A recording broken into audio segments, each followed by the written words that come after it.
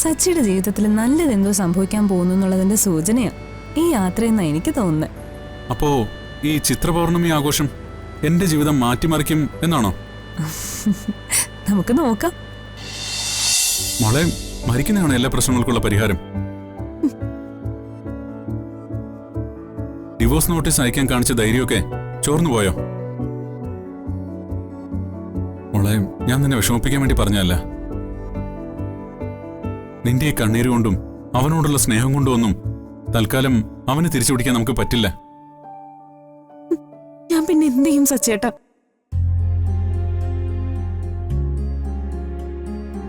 അച്ഛൻ എന്താ വരാത്തേന്ന് മോൾ ഒരു ദിവസം എത്ര തവണയാ ചോദിക്കണെന്നറിയോ?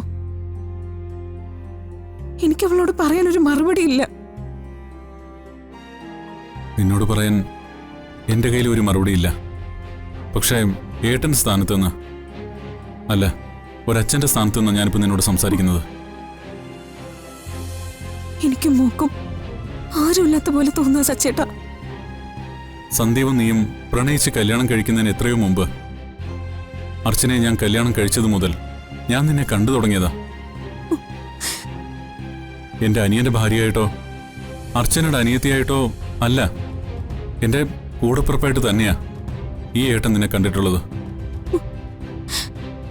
നീ ധൈര്യം കൈവിടരുത്. ജീവിതമാകുമ്പോ ഇങ്ങനെ ഒരുപാട് പ്രശ്നങ്ങളുണ്ടാവും. കാറ്റും കോളും ഇടിമിന്നലും പേമാരിയും എല്ലാം വരും. ചിലപ്പോ എന്റെ ജീവിതത്തിൽ സംഭവിച്ചതുപോലെ ജീവിതത്തിന്റെ ഒരു ഭാഗം തന്നെ അടർന്നു പോയിന്ന് വരാം. തളർന്നു പോയാ അവിടെ തീർന്നുവല്ല, പിന്നൊരു ഉയർത്തെഴുന്നേൽപ്പില്ല. നമുക്ക് ചുറ്റും കാണുന്ന മനുഷ്യരൊക്കെ ഇങ്ങനെ ജീവിച്ചു പോകുന്നത് ആരുടെ മുമ്പിൽ കരഞ്ഞു തളർന്നിട്ടല്ല, പ്രശ്നങ്ങളെ നേരിട്ട് തന്നെയാ. എനിക്കതിന് പറ്റുന്നില്ല സച്ചേട്ടാ. സന്ധ്യമില്ലാതെ എനിക്ക് പറ്റില്ല. എല്ലാം കലങ്ങി തെളിയും. സന്ദീപ് നിന്റെ അടുത്തേക്ക് തന്നെ തിരിച്ചു വരും. അന്ന് നിന്റെ ഈ കണ്ണീരിന് വിലയുണ്ടാവും. അതുവരെ നീ തളർന്നു പോയ അമ്മുക്കുട്ടിയുടെ അവസ്ഥ എന്താവും? അവളുടെ ഭാവി നോക്കണ്ടേ? അവളെ വളർത്തണ്ടേ? തളർന്നു പോകുന്നു തോന്നുമ്പോ അമ്മുക്കുട്ടിയുടെ മുഖം ഓർത്താ മതി. ധൈര്യം താനും വന്നോളും. വാ, വന്നെന്തെങ്കിലും കഴിക്കേ. എനിക്കിപ്പോ വേണ്ട ഏട്ടാ. മോളെ, ആന്നും പറഞ്ഞാ പറ്റില്ല. ഏട്ടനല്ലേ വിളിക്കുന്നേ? വാ, എഴുന്നേക്ക.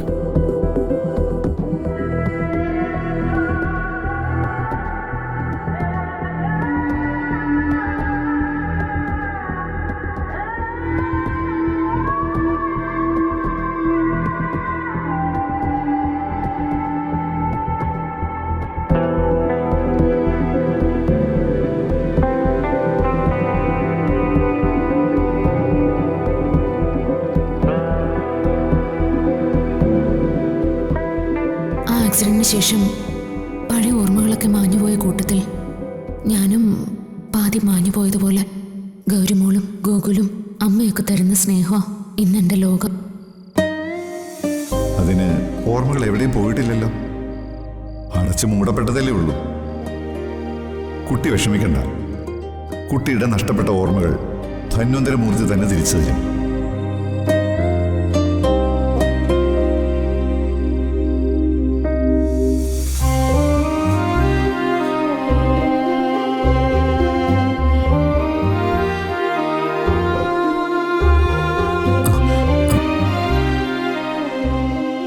മനസ്സ് പ്രക്ഷുബ്ധമാണല്ലേ? ചില കാര്യങ്ങളിൽ ഒരു തീരുമാനം എടുക്കാൻ പറ്റുന്നില്ലെന്ന് ഈ മുഖം കണ്ടാൽ അറിയാം.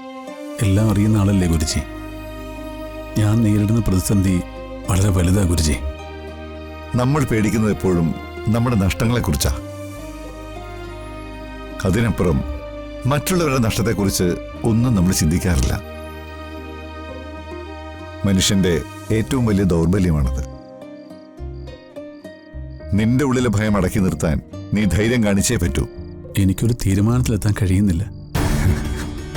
കാട്ടിൽ ഒറ്റപ്പെട്ട് മുറിവേറ്റ് വീണ പക്ഷിയെ നമ്മളെടുത്ത് ചികിത്സിക്കും.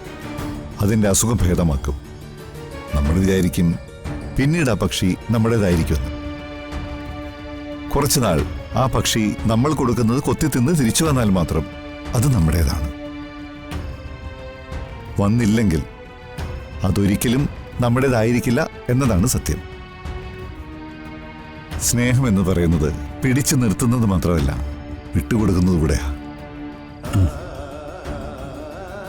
നിന്റെ മനസ്സിന് നന്മ കൊണ്ട് മാത്രമേ നിനക്ക് ഈ പ്രതിസന്ധി മറികടക്കാൻ പറ്റൂ. ഒന്നു മാത്രം മനസ്സിൽ വിചാരിച്ചാൽ മതി, ഈ കാലവും കടന്നു പോകും.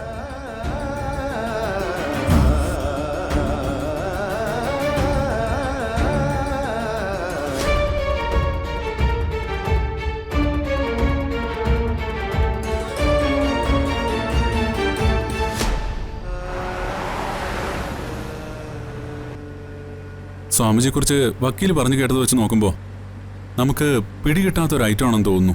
അങ്ങനെ സച്ചി കരുതുന്ന പോലെ ദുരൂഹതയൊന്നും സ്വാമിജിക്കില്ല. മറ്റുള്ളവരുടെ മുറിവുകളെയും വേദനകളെയും മരുന്നുകൊണ്ടും കാരുണ്യം കൊണ്ടും സുഖപ്പെടുത്തുന്ന ദൈവം. സ്വാമിജിയുടെ കാരുണ്യം ഇല്ലാതിരുന്നെങ്കിൽ സച്ചിയുടെ അടുത്ത് ഇങ്ങനെ ഇരിക്കാൻ ഞാനിന്നുണ്ടാവുമായിരുന്നില്ല. മതി വയ്ക്കല്ലേ, ഞാൻ പറഞ്ഞത് കേട്ടിട്ട് ഇനി സെന്റി ആവണ്ട. എന്തായാലും ആശ്രമത്തിലെ ഈ ചിത്രപൗർണമി ആഘോഷം കൂടാൻ ഞാനും ഉണ്ടല്ലോ. സച്ചിക്കറിയാവോ, കുട്ടിക്കാലം മുതല് ഒരുപാട് പേര് പറഞ്ഞ് ഞാനൊരു കാര്യം കേട്ടിട്ടുണ്ട്. എന്ത് കാര്യം? നമ്മൾ കാണണമെന്ന് വിചാരിച്ചാ നമുക്ക് സ്വാമിജിയെ കാണാൻ പറ്റില്ല. പക്ഷേ സ്വാമിജിയുടെ അതീന്ദ്രമായൊരു ശക്തി നമ്മളെ തൊടുന്നൊരു നിമിഷമുണ്ട്. ആ നിമിഷത്തില് നമ്മൾ അറിയാതെ നമ്മൾ സ്വാമിജിയുടെ മുമ്പിലെത്തും. അതാണ് നിയോഗം. എനിക്ക് തോന്നുന്നത് സച്ചിക്കിപ്പോ ആ നിയോഗം കിട്ടിയിരിക്കുന്നുവെന്നാ. എന്താ അങ്ങനെ? അതങ്ങനെയാ. സച്ചിയുടെ ജീവിതത്തിൽ നല്ലതെന്തോ സംഭവിക്കാൻ പോകുന്നു എന്നുള്ളതിന്റെ സൂചനയാ ഈ യാത്രയെന്നാ എനിക്ക് തോന്നുന്നത്. അപ്പോ ഈ ചിത്രപൗർണമി ആഘോഷം എന്റെ ജീവിതം മാറ്റിമറിക്കും എന്നാണോ?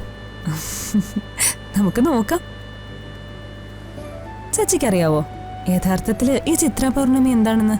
എന്താ?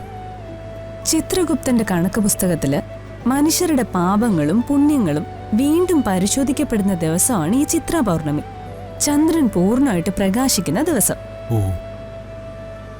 എല്ലാ മനുഷ്യരുടെയും ജീവിതത്തില് അന്ന് നല്ലത് മാത്രമേ സംഭവിക്കൂ. സച്ചിക്കും എന്തോ നല്ലത് സംഭവിക്കാനിരിക്കുന്നുണ്ട്. അതാ സച്ചിക്ക് എന്റെ കൂടെ വരാൻ തോന്നിയത്. ആ ആശ്രമത്തിലെ ക്ഷേത്രത്തിന് മറ്റൊരു പ്രത്യേകത കൂടെ ഉണ്ട് കേട്ടോ. അതെന്താ? വർഷത്തിൽ 7 ദിവസം ചിത്രപൗർണമി ഉത്സവ ദിവസങ്ങളിൽ മാത്രമാ ശിവപാർവതിമാർ ഇവിടെ ഒരുമിച്ചുള്ളതെന്ന സങ്കല്പം. ആ സമയത്ത് പ്രാർത്ഥിക്കുന്നത് എന്തായാലും അത് നടന്നിരിക്കും. എനിക്കും അങ്ങനെ തന്നെ തോന്നുന്നു.